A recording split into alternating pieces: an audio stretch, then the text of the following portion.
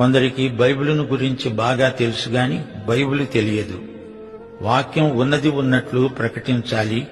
వాక్యాన్ని గురించిన పండితుల అభిప్రాయాలు కాదు, నీ అభిప్రాయము కాదు, వాక్యాన్ని బోధించాలి. దేవుడు చెప్పింది మనకు ముఖ్యం కాని వారు వీరు ఏం చెప్పారు అనేది కాదు. కొందరు బైబిలులో నుండి ఏదో ఒక వచనం తీసుకొని దానిమీద తమ స్వంత అభిప్రాయాలను పొదిగి ప్రసంగాలు చేస్తారు. నామకార్థ క్రైస్తవులెందరో ఈ రోజున వాక్యాన్ని తృణీకరిస్తున్నారు. వీరు వాక్యానికి ప్రథమ స్థానం ఇవ్వరు. హితబోధ చాలా మందికి సహించదు. వారికి దురద చెవులున్నాయి. వీరి దురద తీర్చే బోధకులనే వీరు ఏర్పరచుకుంటారు. దురద చెవులను గోకే ప్రసంగాలంటే ఎక్కువగా ఇష్టపడతారు. ఈ బోధలు వారి చెవులను దాటి లోపలికి పోవు.